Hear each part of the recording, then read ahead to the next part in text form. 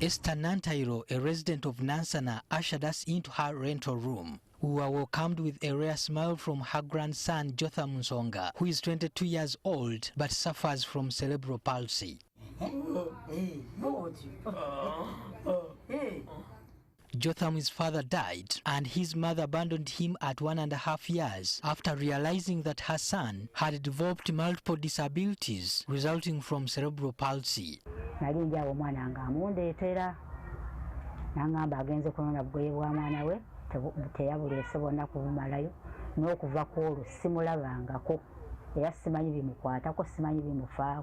In addition, Nantairo has pressure from her landlord and some neighbors relating to her grandson.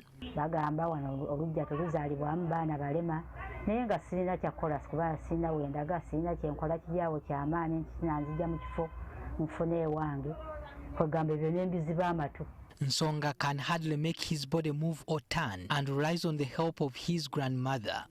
He communicates with his grandmother mostly through facial expressions and a few signs.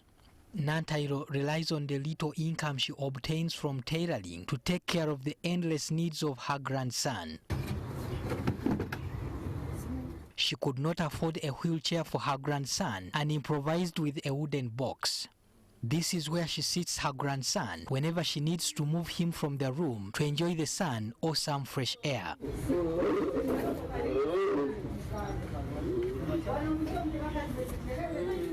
Nakaoya is another parent with a child suffering from cerebral palsy.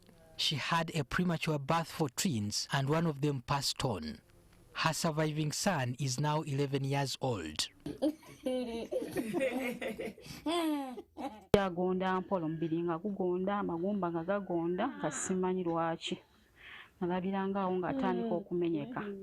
Mothers and caretakers of children with cerebral palsy chose to work together to share their experiences, challenges, and also find solutions. In Nansana, we have a group of 34 mothers.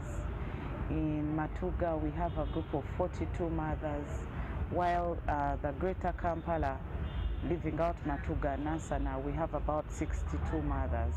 Among the many challenges they have shared with us is abandonment and stigmatization. These children are there, just that most people hide them, especially the elites, by the way.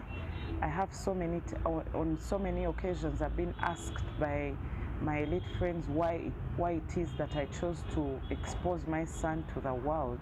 Parents also find it costly to take care of children with cerebral palsy. There's a syrup called Epilim. Epilim, for example, costs 100,000.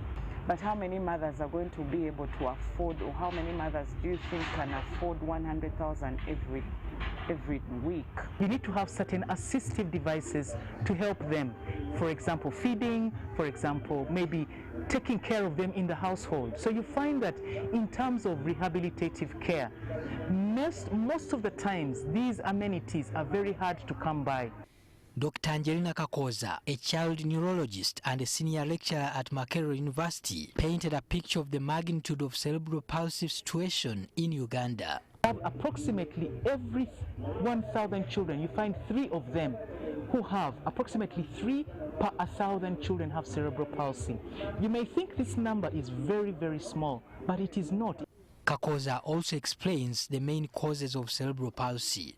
You can have children who, as I mentioned, have had damage to their brain occurring at the time when they were still in the mother's womb. What can affect them? Infections, for example, things like HIV. There are certain infections like syphilis. If the mother is narrow in her birth canal, she is narrow, and the child has got to really navigate their way through this birth canal. The brain can be damaged as the child tries to go through this narrow canal. After birth, some of the conditions that you can have are things like cerebral malaria, if a child has been affected by that, or meningitis, or encephalitis, that is inflammation of the brain or inflammation of the brain coverings. Government has been urged to provide treatment for children with cerebral palsy, as well as support to the parents who raise these children. Patrick Senyondo, NTV.